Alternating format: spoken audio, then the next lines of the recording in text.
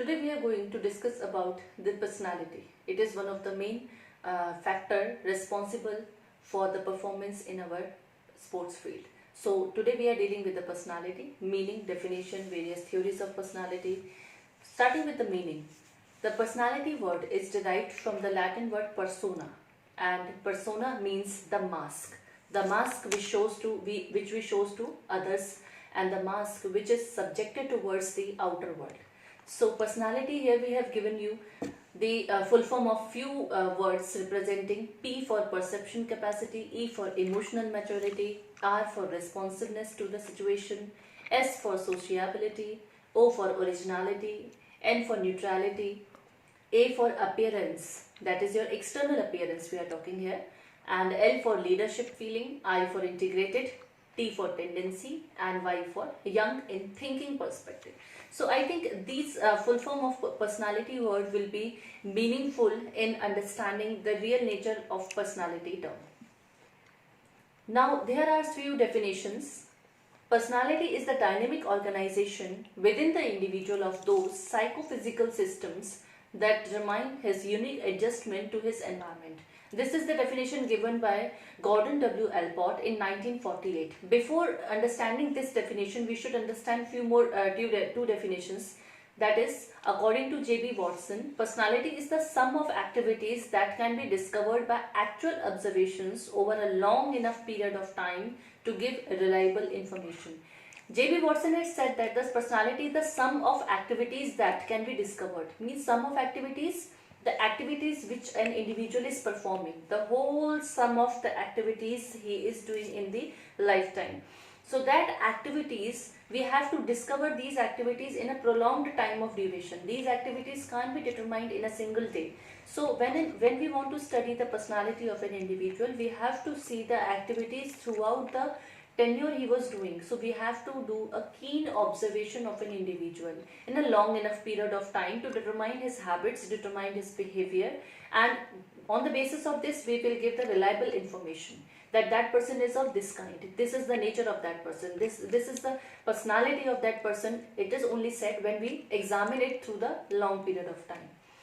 According to M. Prince, he has said that personality is the sum total of all biological innate dispositions, impulses, tendencies, appetites and instincts of the individual, and the dispositions and tendencies acquired by experiences.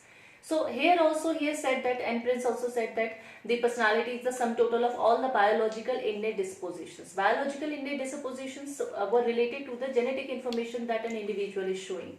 Like some people get their height from their parents, color of eyes, skin, and many other things from the hereditary perspective. The impulses, the tendencies of an individual, like he has the frequent tendency of doing a particular habit, and the appetites and the instinct of the individual, like his instinct says a particular thing about the variety of habits he is possessing. So all these things are acquired by the experiences. So there are two factors. First is the genetic and second is the experience. Experience is brought together with the environment. So heredity and environment, they both combine together to form the personality of the individual. Let's come towards the Gordon W. Allport definition. He has said that the personality is the dynamic organization. Dynamic means it is persistent to the changes. It is not that the personality of the individual is rigid. It can be modified, it can be changed according to the situation or the time. So it is the dynamic organization within the individual, which is present inside the individual already, of those psychophysical systems. Psychophysical systems are related to the psychology of the individual and the physiology of the individual. Physiology is the structure and the shape of the individual's morphology, how he looks, appearances, and psychology is the psychological parameters which he contains, the behavior parameters that determine his unique adjustment to the environment. They both combine together, your psycho and your physical system combine together, and they combine with the environment. They adjust with the environment according to the situations. So all these things combine together to frame the personality of the individual. So this was the sum total of the personality here. Characteristics of personality. Here we have listed some characteristics of the personality based on the meaning and definition we have studied. We can say that personality is whole rather than its parts. For example, personality has many domains: physical, physiological, psychological, and spiritual. Many other domains are there. But we cannot say that only on the basis of physical appearance, like this individual is tall and handsome, so we can say he is having a very good personality. So personality is sum total of all the aspects, all the domains of personality. Not only a particular domain is considered to be as a personality whole. Next, personality is unique. It means the individual to individual, the personality changes, and it is unique for every individual. Different for every individual. Comprises of heredity and environment. Yes, we have discussed this before. Personality is the sum total of heredity and environment. Made up of traits. Personality is made up of traits, means traits are some habitual pattern of behavior, thoughts and emotions. So traits signifies us, gives us some of the percentage of the personality is mainly dependent upon the traits, and many personality theories also states that the traits are responsible for building up the personality of individual. Then personality is dynamic in nature. It is not rigid. It can be changed in some instances. And personality is organized form of behavior. It is not a splitted form. It is organized form of behavior. And it is an integral internal process that guides our behavior. It guides the individual to do what things we have to do in our life. It is right or it is wrong. That is the distinction depends upon the personality of the individual. After that we have development of personality. The development of personality has mainly four domains: the physique development, chemic development, environmental development, and the learning phenomena. Our physique development is related to your body parts. Your growth and development of the physical body is physique development. Chemic development includes your chemical secretions of the body by your endocrines and exocrine glands like pituitary, thyroid, adrenal glands, sex glands. They all are responsible for having changes in the personality in our body. Then we have the environmental effect, environmental development that takes place at the home, school, society, and also with the cultural differences. We learn from the different cultures and we incorporate our own personality depending upon the likes we have in the different cultures. Then there is a learning. Learning also is one of the main factor, because without learning, our personality will be incomplete. We learn from the childhood, and learning is a process for the lifelong. So learning is one of the main important factor which makes the personality dynamic in nature. Then we have the factors influencing personality development. There are biological factors, sociological factors, and psychological factors which influence our personality development. When we learn particular things, these three factors are responsible. So biological factors, as we have already discussed, the physique, chemique, and our nervous system. They all are biological factors which affect our personality. Our physique, the overall appearance; our chemique, the overall secretions of the body; and our nervous system, the response of our nervous system towards these physique and the chemique. So all these are responsible for the biological development in the individual, which affects ultimately our personality. And next we have the sociological factors. As discussed before, the home, school, language, culture, they all are the sociological factors which distinguish our personality. For example, India is very rich in cultural activities, and there are many cultures present in our India. So you can see the north, south, east, west, all these people have different kind of personalities, and this personality differences because of their sociological factors, because their language is different, their culture is different, so their home and their school environments also have the various effects on the child's development. Then the psychological factors. Psychological factors includes the psychological parameters like intelligence, motivation, emotions, your attitude, interest, your sentiments towards the activities. All these factors are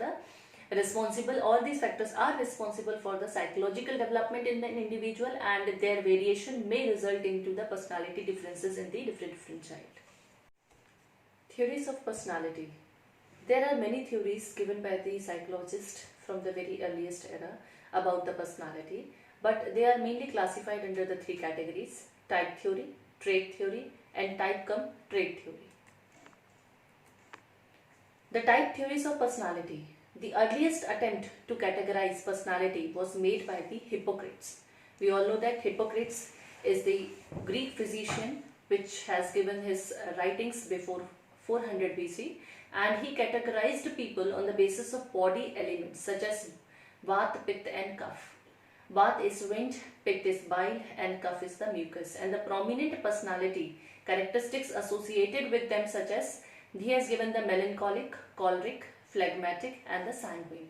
These are the 4 classifications given by the Hippocrates. Here is the tabular form of these. Choleric people, he said that they were emotionally weak, bodily strong and easily tempted towards the things. They have very much temptation towards the attractiveness towards the outer environment. Melancholic, they have the emotionally and bodily weak structure and they were pessimist in nature. They were not emotionally very strong. They have weak emotions and their body is also very lean and thin. Phlegmatic type of individuals were emotionally strong, able to control their emotions very well in front of others, but they were bodily weak. They were lazy type, but they were always happy because they have the control over their emotions. Then the sanguine type was bodily strong structured. They were energetic and they were whole of controlled type and they were optimist in nature. They have always positive kind of attitude towards the life as compared to melancholic. Melancholic and sanguine are the opposite ones.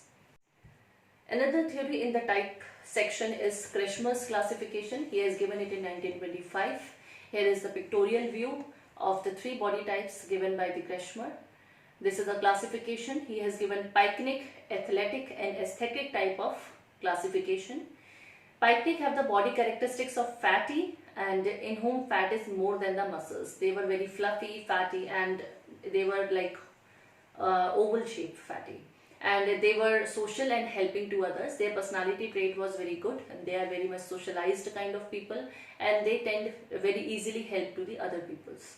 Next one is the athletic type of body. As the name suggests, they were healthy, balanced between muscles and bone development is very good.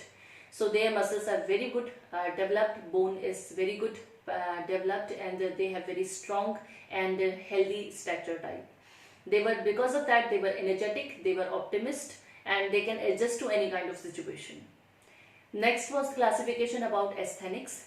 Asthenics in this, the thin and lean and tall body type of structures were considered as asthenics. They were having very less muscles or they have considered to be having no muscles, very thin, and they were bony like structures. They were unsociable, they were shy in nature, pessimist, always kind of negative and always having the very bad thinking about the external words, and they were always very alone also. Another type of classification here is of Sheldon's classification, and he is classified on the basis of our 3 germ layers: endomorphy, mesomorphy and ectomorphy. These were the body types he has classified. Endomorphy having the no muscle development etc, and they have the very prominent stomach. So they were very much lean and they were very much actually fluffy and fatty kind of people. They have very prominent stomach, very having a big large stomach in front, and their personality characteristics was they takes everything very easily. They were very sociable and they were very affectionate. And the next classification was of mesomorphy, and mesomorphy of kind of muscular structures were there and they have balance between the development of their stomach and their bones. So they were having muscular body kind of structure and they likes to work. They have interest in adventurous activities because they were very having the athlete kind of body. Then we have the ectomorphy. Ectomorphy kind of classification was there, in which he said that body characteristics were weak and tall and they were of thin categorized. They were very lean and thin body kind of structure. They were pessimist in nature, they were unsociable and they were alone. As we have already seen in the previously in Kretschmer's, pycnic, athletic and aesthetic, just the names have been changed. The pycnic has been converted into endomorphy and the athletics have been converted into mesomorphy and the asthenics have been converted into the ectomorphy. Almost the personality characteristics are same in both of the 3 classifications there. This is a pictorial view of Sheldon's classification. You can see here the ectomorph, endomorph and mesomorph. Another kind of classification here was the Jung's classification, and he is classified into 3 categories: the personality, introvert kind of personality, extrovert and ambivert. The introvert classification was described as the people who share characteristics such as shyness, socially withdrawal from the society, and they have the tendency to talk less. They were self-centered kind of people. They don't want to indulge in the others' affairs, and they were very much isolated from the social networks. And because of these characteristics, these people appear to be self-centered and unable to adjust easily in the social situations. They feel very uncomfortable in the social gatherings, and they are not easily suggestible. You can't suggest to them and you can't take suggestion from them. They are future oriented, very sensible and rigid in ideas. They have the good quality, they are future oriented. They always used to think in their mind about their future, and they are very sensible. They understand because they are very observing in nature, so they understand the problems of the others. But they are having very rigid ideas. It is very difficult to convert their ideas into something else. Next we have the extrovert kind of people. They share a tendency to be outgoing. They are very friendly, talkative and social in nature, and they prefer the social gatherings, and social contacts are very much higher in their list, and they are very generous kind of people, supportive in nature, and they are very courageous, and they are happy go lucky persons. Like matlab they show interest present in reality, and then they transfer their interest into the future. They are very explorative in that sense. They express their feelings openly, take decisions very quickly, they act upon the things very quickly, and they are not affected easily by any kind of difficulty in their life. Now the last one is the ambivert kind of people. There are only few people who are pure introverts or the pure extroverts actually. We can't see the pure introvert people in the society nor pure extrovert peoples. There is always a combination of characteristics.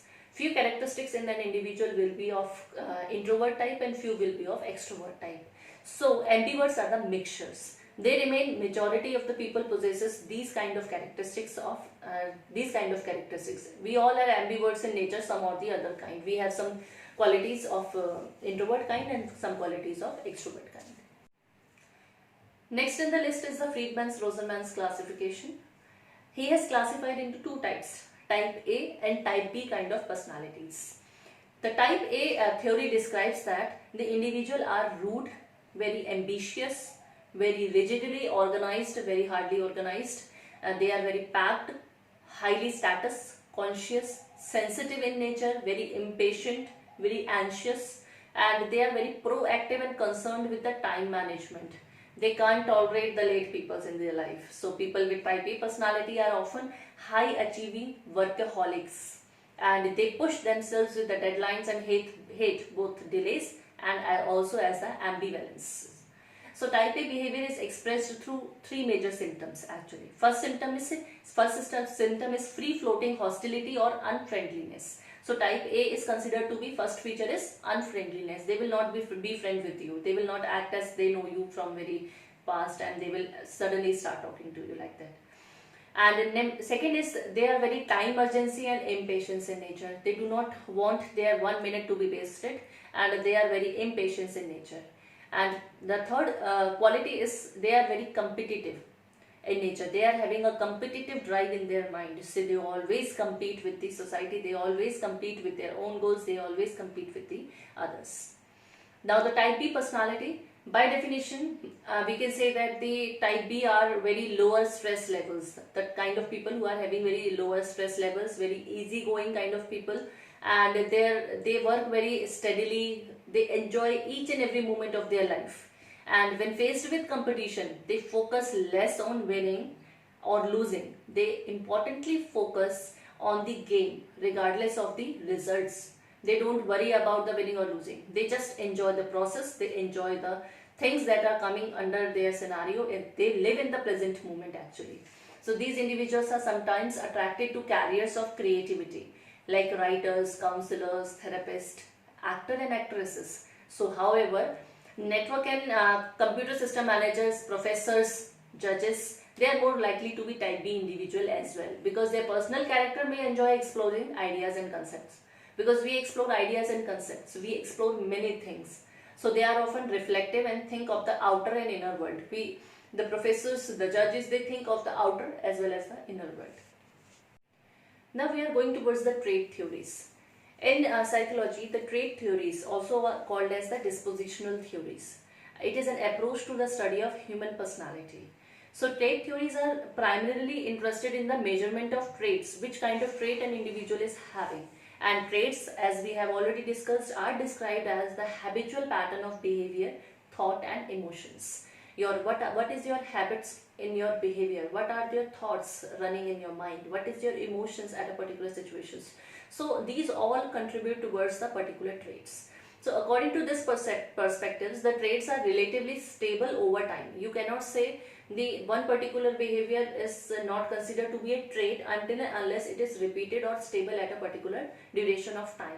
So they differ across the individuals. Some people are outgoing, whereas some are very shy, and some are very influensive, some are non-influensive, and these all things, but ultimately influence your behavior, and they become your traits. So traits are the characteristics, ways of behaving, such as introvert, extrovert, we have discussed, and the individual may fall along any point of the continuum where their fall determines how they will respond in the various contexts. So it depends upon the individual at which particular situation what kind of traits he is showing. So he can show some traits of introverts, and he can show sometimes the traits of extroverts also. So Allport trait theory was one of the first modern trait theories, and in which he organized the traits into the hierarchy of 3 levels. He has said that the traits are arranged in the 3 levels. First level is the cardinal traits. They stand at the top of the hierarchy, and they are known as the individual's master controls. So cardinal traits are constitutes to be the most dominant traits in an individual. They constitute overall majority of the behavior patterns are considered to be the cardinal traits. They are considered to be the individual's ruling passions, and they are the most powerful kind of traits in an individual.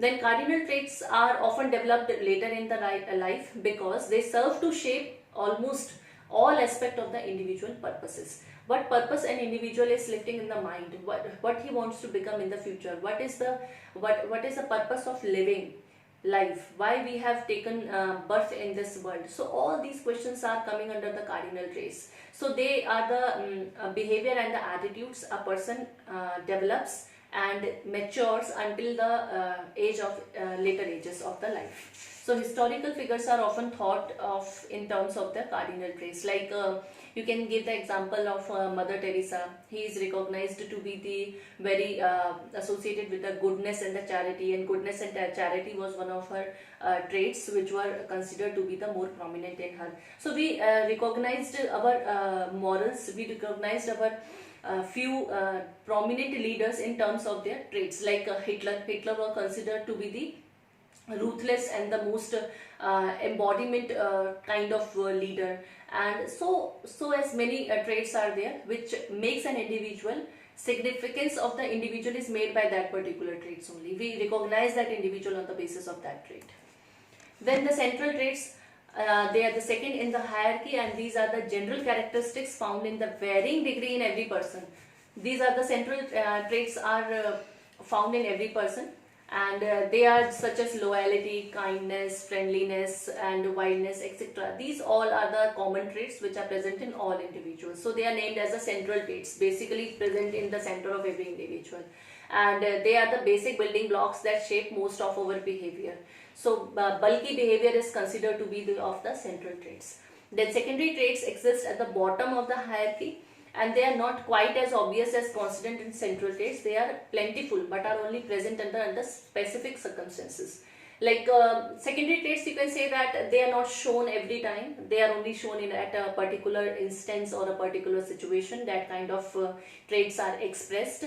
Like preferences, but you prefer black over white. When you go to buy something, you prefer some colors, you prefer some kind of things. So color preferences is related to that particular situations. So there are secondary traits and which are related to only situations specific. So their preferences and attitudes are according to that only. And these secondary traits explain why a person may at times exhibit behaviors that seem incongruent with their usual behavior. Sometimes you say that this person is not like that. Why he is behaving like that in this particular situation? Some people are very much well behaved, behaved in the society, but sometimes they lose their temper, they behave in a different manner. So we complain that he is very good man, why he is behaving like that. So secondary traits are exhibited in a particular situations only, and but that situations makes the person always feel nervous in the embarrassing or nervous in that particular time. Catton's trait theory. The most recent advanced theory of personality based on the trait approach was developed by the Cattles, and he has defined traits as a structure of the personality inferred from behavior in different situations, and describes 4 types of traits. He said that the traits are the structure of personalities and they are inferred from the behavior, means they have derived from the behavior. So these traits are commonly of 4 types. Common traits, the traits found widely distributed in the general population, they are considered as the common traits, like honesty, aggression, cooperation, they are common. Unique traits means unique to a person's temperamental traits, means how emotional reactions he is having at a particular time of duration, and situational traits were considered to be the unique traits, and that are considered to be the speciality traits of that individual. And surface traits to be recognized by our manifestation of behavior like curiosity, dependability, tactfulness. So surface traits were the traits which were shown outside the public, like what is your behavior towards the curiosity. Like some people used to question very much why, who, when, what. And the dependability was that, like some people are very much dependent on their friends, some are very much dependent on their parents, they do not want to explore alone in the social networks. So dependability is one of the traits which are considered to be the surface traits. Then the source traits were the underlying structures or sources that determines one's behavior, such as dominance, submission or emotionality. So source traits were the sources behind the surface traits, why they are performing behavior, why they are performing behavior, such kind of behavior in the society. So source traits were the underlying structures, they were the sources behind the behavior, why this particular behavior have been performed in that situation, what was the source behind that particular behavior. So they are the dominance kind of behavior can be shown, submission can be there, and their emotionality kind of behavior can be considered to be the source traits. The third classification of the theories was the type cum trait theories, and the first theory we are discussing here is of Hans J. Essig. He has given the 4 classifications: introvert, extrovert, neurotic and psychotic. Let us discuss them. Extroversion kind of people were tough-mindedness, they were impulsiveness, tendency to be outgoing, because their extroversion means outgoing kind of people, and they have the desire for nobility. They were their performance enhanced by the excitement, and their preferences for vocations involving contact with the other people, tolerance of the pain. These are the few qualities of the extroversions. Then introversion, as we all know that inside, intro means inside. They are very much serious kind of people. They are not socially, and they have the very preferences for solitary vacations. They are sensitive to the pain, and their performance is interfered by the excitement. Like when there is very much crowd, when there is very much audience is there, their performance is hindered and they perform very low. Then the next type is the neuroticism, and neuroticism says that they are the below average or emotionally controlled people, and their willpower and capacity to exert self is very high, and slowness in thought and action. There is lack of persistence in their behavior. Their tendency to repress unpleasant facts is very high, and they are having very lack of sociability. They are not very social in nature, and they are having very below average sensory acuity. They are not sensible kind of people, but they are having the high level of activation. Next is the psychoticism. They are having the poor concentration, poor memory, insensitivity, and lack of caring for others. They are very cruel in nature and disregard for the danger and convention.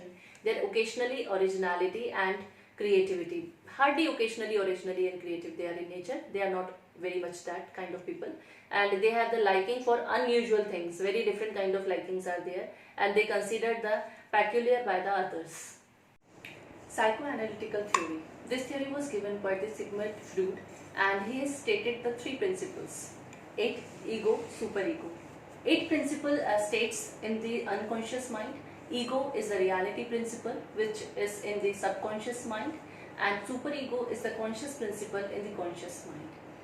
On the basis of these three principles, he stated the psychosexual development theory of personality having the following stages: oral stage, anal stage, phallic stage, latency stage and genital stage. Here is the description of these stages according to the ages, and what are the experiences felt at these particular stages are discussed in this table. You can see here oral is with mouth, and the key task and the experience will be the weaning. Anal is 2 to 3, across the age will be of the 2 to 3, and it is through the anus, the organ is there. And the phallic kind of stage will be in the 4 to 5th age categories, and the organs associated will be genitals. The latency age will be considered to be 6 to 12 age, and here the organs will be none. Actually, they are sexually repressed organs. Expanding the social contacts will be the main function at this age. And the stage of genital will be constituting the age of puberty onward, and here the organs will be the genitals being sexually intimate, and they have the key task and the experience will be the controlling to the society through working. They are having the establishing relationships. Here are some personality assessment techniques. Two broad categories are divided into it: non-projective techniques and the projective techniques. Non-projective techniques are further classified into the subjective methods and the objective methods. So here is the description. Subjective methods consist of case study, autobiography, self-rating, eliciting verbal responses of the subjects like questionnaires, attitude scale, inventories, interview, aptitude test and the interest inventories. They are the subjective methods under the non-projective techniques, in which we can't do the experimentation kind of things, like direct observations or the other things are very hard to do, and we cannot just straight away say that this particular thing is because of that. So we need to go through the subjective methods. Objectivity is reduced here. Then the objective method are consisting of personality inventories, observation, checklist, rating scale, sociograms, performance and situational test. They are the objective methods, but you can say that they are having a rating scales or some kind of things. So they are not actually the fullest parameters or the accurate methods to observe one's personality, because personality is very hard to describe and it is very hard to measure actually. Then we have the projective methods technique. Here we consisting of the perceptive techniques. Rorschach ink block test was conducted by the Rorschach. It gives about the projective methods. Is in this projective method, this is one of the most important tests. Then we have the apprehensive technique, thematic apprehensive test, that is known as the TAT also. Then sentence completion test is there, storytelling and story completion test, free association and dream analysis test, and the protective techniques. Here you can explore these particular projective and the non-projective methods with yourself to know about the various methods, the detailing of the methods. It is up to you which kind of method you are using for your own study.